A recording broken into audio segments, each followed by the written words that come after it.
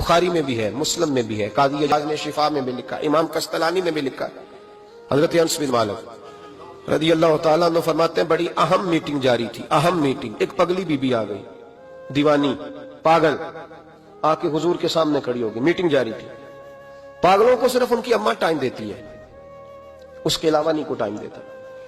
मैंने देखा है माँ अब नॉर्मल बच्चे को भी कई कई घंटे संभालती है, बल्कि जिंदगी उसके साथ बिता देती है। 22-22 साल के बच्चे के पैम्पर अम्मा बदलती है, सिवाय माँ के, वो भी अल्लाह अगर तौफीक दे तो, वरना कोई करीब नहीं आता। एक अब नॉर्मल बीबी, थोड़ा सोचिएगा, अफसाना नहीं सुना रहा, ये अफसाना निगारी नहीं है, ये वो रंग है जिसका सूरज भी गवाह है, इसका चांद भी गवाह है, इसकी ये धरती गवाह है, आसमान गवाह है, ये वो अंदाज है। और ये इस पर टाइम नहीं लगा, सिर्फ 23 सालों में हर चीज बदल के रह गई।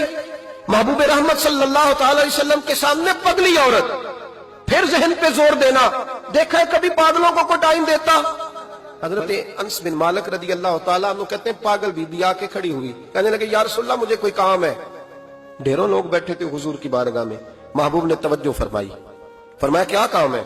कहते हैं हुजूर ने कहा ही था क्या काम है कि उसके कबीले वाले लोग बोल पड़े, कहने लगे या रसूलल्लाह ये तो पगली है, दीवानी है, ऐसे ही करती रहती है, छोड़े। कोई ऐसे गैर जो है वो लफ्ज भी नहीं थे गैर महफूज, हुजूर ऐसे ही करती रहती है, दीवानी है। लेकिन जनाब अनस बिन मालिक कहते हैं हुजूर अलैहिस्सलाम को ये लफ्ज इतने बुरे लगे कि मैंने चेहरे पर सारे गजब देखे। महबूब करीम फरमाने लगे खामोश हो जाओ, तुमसे बात कर रही है कि मुझसे कर रही है? तुम में से किसी को उसने आवाज दी? मेरे पास आई है, लेके पहलू में गमे उम्मत नादार आए और उम्मती उम्मती कहते हुए सरकार आए। फर्श वालों के मुकद्दर का सितारा चमका, शोर उठा के गरीबों के तरफदार आए। नबी करीम अलैहिस्सलाम ने फरमाया तुमसे बात कर रही है कि मेरे साथ कर रही है? या रसूलल्लाह बात तो आपके साथ, मैं चुप करो, फिर जवाब मैं दूंगा। महबूब अलैहिस्सलाम उठ के खड़े हुए, फरमाया क्या बात है, करो, पगली है, जमाना कहता है पागल है, क्या बात है? कहने लगे हुजूर यहां नहीं करनी, मैंने अकेले में करनी। हजरत अनस कहते हैं हुजूर को अकेले में ले गई, सारा मदीना गुजर के सहरा आ गया, रेत पे हुजूर को बिठा लिया, महबूब बैठ गए, मैं भी पास था। कहते हैं उसने अपने दुख छेड़ दिए, कहने लगी हुजूर मदीने के बहुत सारे लोग मुझे पागल समझते हैं, मेरे अपने भी मेरी बात नहीं सुनते, बच्चे मुझे रोड़े मारते हैं, या रसूल अल्लाह कोई वक्त पे खाना नहीं पूछता, वो जो सवाल करती मेरे महबूब तसल्ली के साथ जवाब देते।